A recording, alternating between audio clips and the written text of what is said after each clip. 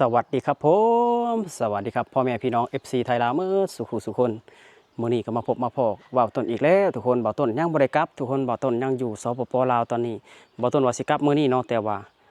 มื้อนี้เป็นวันศีลดับเนาะก็เลยบ่ได้กลับแม่เฒ่าเพิ่นก็บ่ให้กลับทุกคนญาติพี่น้องเพิ่นก็บ่ให้กลับเพิ่นว่าการเดินทางในวันศีลดับหรือว่าวันอีหยังล่ะทุกคนเพิ่นฮ้องนะภาษาไทยเพิ่นฮ้องวันอีหยังบ่าวต้นก็เลยบ่ได้กลับเนาะทุกคนช่วงประมาณบ่ายๆเนาะทุกคนช่วงประมาณบ่ายๆนี่ล่ะบ่าวต้นคุยกับแฟนบ่าวต้นอยู่หนองมนเนาะบ่าวต้นแฟนบ่าวต้นว่าตึกสั่นเนาะตึกสั่นพัดลมก็สั่นเนาะบ่าวต้นก็เลยแบบว่าให้แฟนบ่าวต้นลงไปอยู่ข้างล่างทุกคนเนาะเพราะว่าบ่าวต้นก็เป็นห่วงล่ะบ่เป็นห่วงเนาะพอบ่าวต้นก็อยู่ลาวพี่ทุกคนแฟนบ่าวต้นเพิ่นก็กำลังท้องใส่อยู่บ่าวต้นก็เป็นห่วงเนาะบ่าวต้นก็เลยแบบให้เพิ่นลงไปอยู่ข้างล่างเนาะกับพี่ๆหรือว่าหลายๆคนอยู่ในตึกบ่อนบ่ต้นอยู่เนาะบ่ต้นก็ขอแสดงความเสียใจกับผู้เสียชีวิตทุกคนในเหตุการณ์แผ่นดินไหวในครั้งนี้เนาะเหตุการณ์ครั้งนี้ก็เกิดแผ่นดินไหวอยู่ที่จุดศูนย์กลางก็คืออยู่ที่ประเทศเมียนมาเนาะทุกคนประเทศเมียนมาซึ่งกระทบต่อประเทศไทยและก็ประเทศลาวประเทศจีนและก็บังกลาเทศทุกคนถึงว่าเป็นแผ่นดินไหวที่รุนแรงที่สุดแหละอยู่ในกรุงเทพมหานครเนาะตามที่บ่ต้นเบิ่งข่าวเนาะคือว่าตึกที่เพิ่นกำลังก่อสร้างเนาะคือว่าตึกสำนักตรวจเงินแผ่นดินก็ได้พังถล่มลงมาก็เฮ็ดให้มีผู้เสียชีวิตอยู่2คนแล้วก็ซอยเรือออกมาได้ก็คือ7คนเนาะทุกคนในเบื้องต้นเนาะบ่ต้นก็ขอแสดงความเสียใจเนาะคนลาวหลายๆคนอยู่ในที่ทำงานอยู่ในกรุงเทพมหานครก็ตื่นตกใจเพราะว่าบ่เคยได้สัมผัสกับเหตุการณ์แผ่นดินไหวแบบนี้ทุกคนเนาะบ่เคยสัมผัสเห็นโลกโซเชียลเพิ่นแชร์ว่อนเลยเนาะเพราะว่าบางคนก็เกิดจากท้องพ่อท้องแม่จนอายุ40-50ก็บ่เคยเกิดแผ่นดินไหวแบบนี้แต่ก่อนก็เคยเกิดอยู่ทุกคนแต่ว่าตึกก็แค่สั้นๆแค่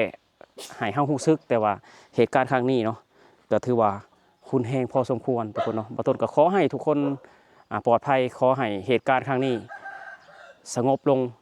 และก็ขอให้อย่าให้เกิดซ้ำรอยอีกเนาะทุกคนนี่แหละคือภัยธรรมชาติมันหลีกเลี่ยงบ่ได้ทุกคนหลีกเลี่ยงบ่ได้มันหลีกเลี่ยงบ่ได้ทุกคนขอโทษกันเนาะแสดงความเสียใจกับพี่น้องไทยเนาะแล้วก็ความเสียหายหลายๆอย่างเกิดเหตุให้ไฟดับรถติดเนาะทุกคนเฮ็ดให้ผู้เฒ่าผู้แก่เด็กน้อยที่อยู่ในกรุงเทพมหานครแตกตื่นตามท้องถนนบ่หรือแม้อย่างบ่อาคารเนาะห้างก็ได้รับผลกระทบเนาะ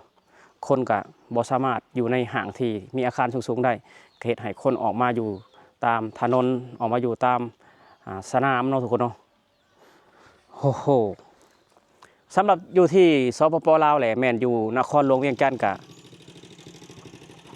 มีความรู้สึกอยู่ทุกคนแต่ว่าบ่ได้มีตึกถล่มหรือว่าแม้ยังคืออยู่ในกรุงเทพมหานครเนาะ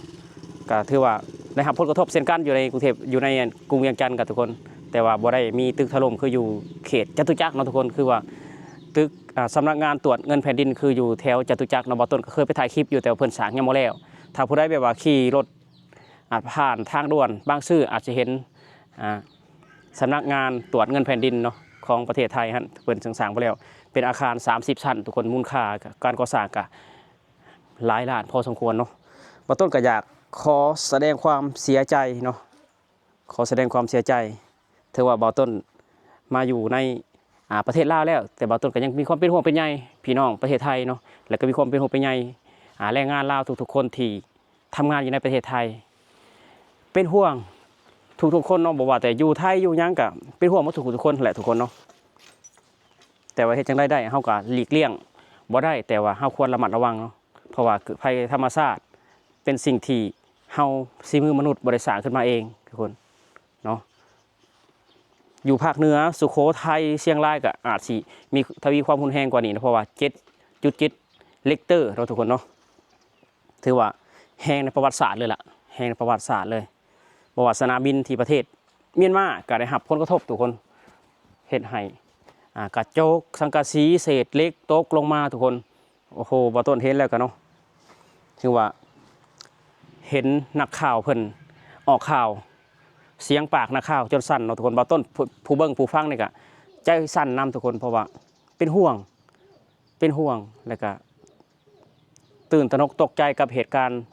ครั้งนี้เนาะทุกคนเนาะเอาสำหรับคลิปนี้เนาะทุกคนบ่ต้นก็สิออกมาแสดงความเป็นห่วงเป็นใยแล้วก็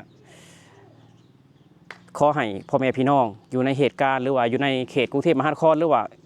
ทั่วประเทศไทยหรือว่าทั่วประเทศลาวก็ให้มีความระมัดระวังขอให้ทุกคนตลอดปลอดภัยเนาะขอให้ทุกคนบ่เสี่ยงกับเหตุการณ์ครั้งนี้เนาะทุกคนออกมาอยู่ในนอกกลางแจ้งคือแฟนบ่ต้นกับบ่ต้นตอนนี้บ่ต้นก็ยังบ่ได้บอกให้แฟนบ่ต้นน่ะขึ้นห้องเนาะก็อยู่ข้างนอกอยู่สนามในหมู่บ้านอยู่ทุกคนเนาะบ่ต้นก็ด้วยความเป็นห่วงเป็นใยแหละพอบ่ต้นก็มื้ออื่นเพิ่นได้สิได้กลับพี่น้องมื้ออื่นยังบ่ต้นนี่สิได้กลับเนาะเอาสำหรับคลิปนี้เนาะทุกคนบ่ต้นก็สิอำลาพาจากพี่จากน้องไปแล้วสวัสดีครับผม